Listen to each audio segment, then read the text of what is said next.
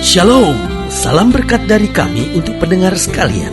Saat ini pendengar akan diberkati dengan program Hari Ini Harinya Tuhan bagian yang ke-8. Sebuah program rohani tentang doktrin Alkitab yang menolong kita untuk semakin tertanam dalam kebenaran firman dan bertumbuh dalam kemuliaan. Bersama hambanya, Pendeta Gilbert Lumuendo, STH. Banyak orang merasa doktrin Alkitab sebagai sesuatu yang membingungkan. Tetapi tahukah saudara bahwa doktrin Alkitab intinya adalah memahami Alkitab dengan benar, dengan pemahaman yang sistematis, sehingga kita terus dapat tertanam di dalam kebenaran firman, sehingga kita terus bertumbuh di dalam kemuliaan Allah. Buka hati saudara sekalian untuk menerima berkat-berkat firman-Nya hari ini. Sejarah bangsa Indonesia dimulai dengan penjajahan Portugis, dan setelah itu Indonesia juga sempat dijajah 350 tahun oleh Belanda, lalu kemudian sempat dijajah 4,5 tahun oleh Jepang. Nah, saudaraku yang kasih dalam Tuhan, di tahun 1945, tepatnya tanggal 17 Agustus 1945, maka Bung Karno dan Bung Hatta, kedua proklamator Indonesia, mengumumkan proklamasi bahwa bangsa Indonesia adalah bangsa yang merdeka, bebas dari segala macam penjajahan. Nah, saudaraku yang kasih dalam Tuhan, lalu kita menjalani hidup sebagai bangsa yang merdeka. Pertanyaannya hari-hari ini, masihkah sebetulnya bangsa kita merdeka? Atau bangsa kita telah dijajah oleh apa? Oleh perekonomian dunia. Bangsa kita telah dijajah oleh apa? Oleh bangsa-bangsa yang kuat, yang tidak menginginkan hal-hal tertentu di bangsa kita. Sehingga seringkali kita pikir kita merdeka, tetapi tanpa kita sadari bahwa kita sebetulnya terjajah. Nah, saudaraku yang kasih dalam Tuhan, hidup Kristen juga mengalami hal yang sama. Waktu kita menerima Yesus sebagai Tuhan dan Juru Selamat, maka kita ciptaan yang baru, yang lama sudah berlalu, sesungguhnya yang baru telah terbit. Maka kita adalah orang-orang yang merdeka di dalam Kristus. Tetapi seringkali tanpa kita sadari, kita kembali memperhamba diri pada hal-hal daging, hal-hal duniawi, sehingga akhirnya hidup Kristen kita sebetulnya hidup Kristen yang merdeka, tapi hidup Kristen kita akhirnya melelahkan, menjenuhkan, membosankan. Sama seperti sebuah bangsa, seringkali kita menganggap bahwa bangsa kita merdeka, tetapi akhirnya kita hidup di bangsa yang merdeka, tetap penuh ketakutan, penuh dengan berbagai rekayasa, penuh dengan adu domba. Tidak ada ubahnya, sama persis seperti zaman Belanda, di mana ada politik divide et impera, di mana yang kuat akan dipakai oleh sang penjajah untuk apa? Untuk menghancurkan yang lemah. Dan saudaraku yang kasih dalam Tuhan, maka di sini seringkali kita melihat ada banyak adu domba antar agama, antar etnis, antar kelompok masyarakat tertentu. Tetapi hidup yang merdeka sebenarnya adalah hidup yang bebas dari rekayasa, hidup yang bebas dari tekanan, hidup yang bebas dari adu domba. Sehingga meskipun kita menghadapi masalah, meskipun kita menghadapi tantangan, tetapi sebagai bangsa yang merdeka, sebagai orang yang merdeka, kita dapat memiliki kekuatan untuk menyelesaikan setiap masalah dan mencapai tujuan, yaitu kemakmuran, kebahagiaan, kemenangan, seperti yang Tuhan rancangkan bagi setiap orang yang percaya. Haleluya. Selamat datang dalam program kita hari ini, Harinya Tuhan, sebuah program rohani yang mengingatkan kepada kita betapa pentingnya kita menjadikan firman Tuhan sebagai dasar keseharian hidup kita. Karena selama kita menjadikan firman Tuhan sebagai langkah dasar keseharian kita, maka hidup kita akan berjalan dalam kemenangan, kepastian, mujizat, dan perkara-perkara yang besar. Haleluya. Dan dalam program ini kita sedang bicara tentang hidup yang merdeka. Saudaraku yang kasih dalam Tuhan, Kristus menjadi kutuk buat kita supaya kita dapat memperoleh berkat. Yesus menanggung salib supaya kita akan meraih mahkota. Berarti apapun yang Kristus buat di dalam penderitaannya, di dalam kematiannya, tujuannya untuk melepaskan, membebaskan, sehingga kita dapat berjalan sebagai orang-orang yang merdeka.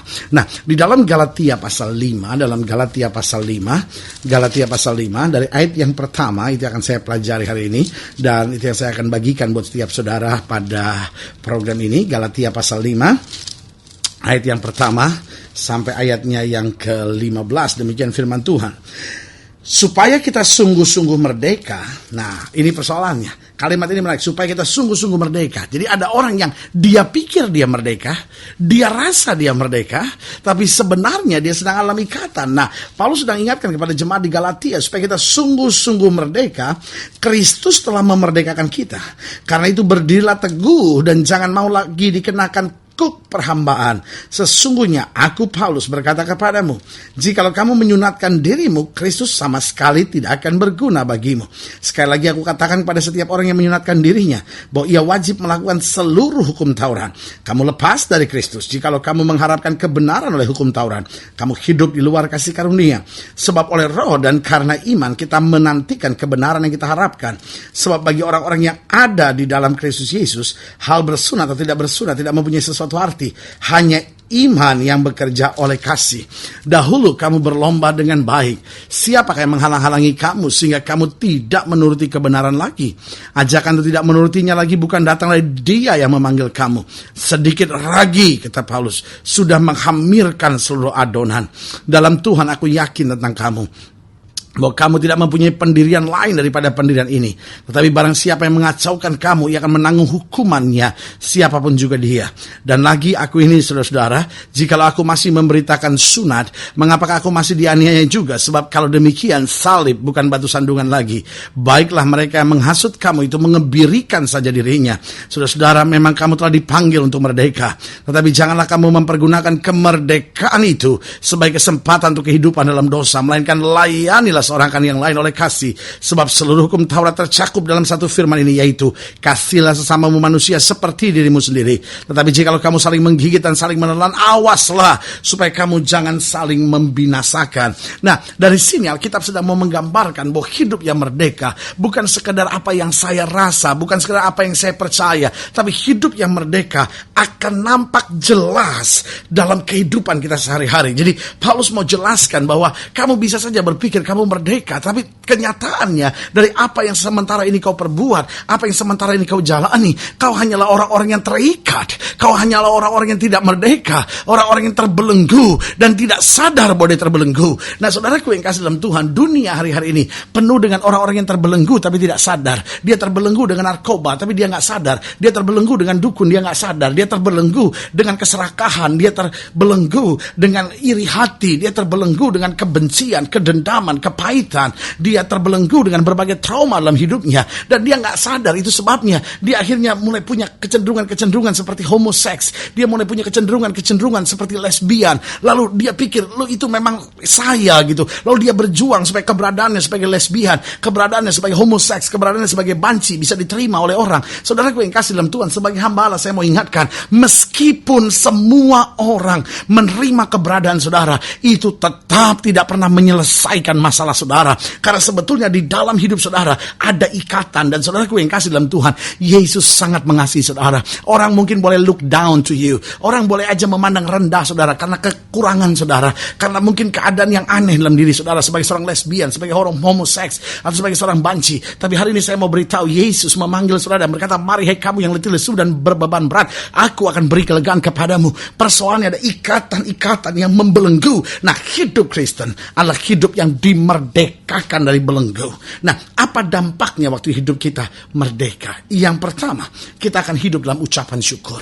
Saudaraku yang kasih dalam Tuhan, hidup yang gak merdeka akan penuh dengan sungut-sungut. Berarti kalau hari-hari hidup kita penuh dengan sungut-sungut, itu sudah merupakan tanda bahwa sebetulnya hidup kita adalah hidup yang gak merdeka. Karena hidup yang merdeka akan ditandai dengan sikap hidup yang penuh ucapan syukur. Kenapa? Karena kita tahu kita telah ditebus, karena kita tahu kita telah dimerdekakan, karena kita tahu kita telah menerima segala rancangan berkat yang luar biasa yang Bapa sediakan buat kita. Jadi hidup yang merdeka adalah hidup dalam ucapan syukur. Saya tidak bilang bahwa hidup yang merdeka hidup yang tidak punya masalah, tapi hidup yang dimerdekakan adalah hidup yang mengetahui bahwa di balik setiap masalah ada kasih setia Tuhan, ada pembelaan Tuhan, ada jalan keluar, bahkan ada mahkota setelah kita setia menghadapinya. Jadi dampak dari hidup yang merdeka adalah hidup dalam ucapan syukur. Yang kedua, dampak dari hidup yang merdeka adalah kesadaran untuk tidak lagi mau diperhamba. Berarti waktu kita kita udah merdeka, saudaraku yang kasih dalam Tuhan, Alkitab kan jelas bilang iblis mundur dan menunggu waktu yang baik. Iblis punya kecenderungan untuk mau mengikat hidup saudara lagi, mau memperhamba hidup saudara lagi, mau membuat hidup saudara terikat lagi. Tapi saudaraku yang kasih dalam Tuhan, waktu kita sadar bahwa kita sudah merdeka, waktu kita sadar darah Yesus telah memerdekakan kita, maka setiap kali ada ikatan, ada bujukan, ada kehendak, ada keinginan yang begitu kuat dalam batin kita, kita dapat menolaknya keluar dan berkata, dalam nama Yesus aku sudah dimerdekakan dan aku tidak mau diperhamba lagi. Yang ketiga, dampak dari hidup yang merdeka adalah hidup kita dalam kesadaran tanggung jawab. Tanggung jawab untuk apa? Untuk mengisi kemerdekaan itu.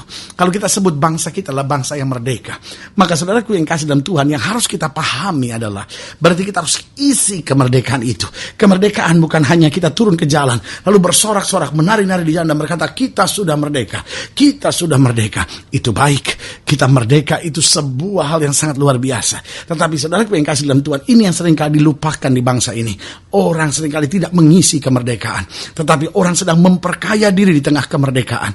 Orang sedang mencari keuntungan yang sebesar-besarnya. Orang sedang berebut mencari pangkat dan kedudukan, tapi bukan lagi kasih dan pelayanan. Saudaraku yang kasih dalam Tuhan, sebagai hamba Allah, kembali saya mau ingatkan, bangsa kita bisa hancur kalau dipenuhi dengan orang-orang oportunis yang hanya memikirkan kepentingan dirinya sendiri, yang hanya memikirkan keuntungan dirinya sendiri, yang hanya memikirkan kursinya sendiri. Hidup Kristen juga sama. Kalau kita cuma pikirkan kepentingan diri kita sendiri, oh saya sudah dimerdekakan, oh Tuhan harus berkati saya, oh Tuhan pasti berkati, tapi ada tanggung jawab. Saya harus hidup benar, saya harus hidup takut akan Tuhan, saya harus hidup setia, saya harus lakukan firman Tuhan, karena saya sudah dimerdekakan oleh Kristus. Haleluya. Dan yang keempat, dampak dari hidup yang merdeka, hidup dengan kesiapan untuk berkorban. Saudaraku yang kasih dalam Tuhan, waktu kita sudah merdeka, berarti sekarang yang harus kita buat, saya harus siap untuk korban. Demi apa? Demi mengisi kemerdekaan itu. Saudaraku yang kasih dalam Tuhan, dunia hari-hari ini tidak mengenal korban. Dunia hari-hari ini mengenal mengorbankan orang lain untuk dirinya sendiri.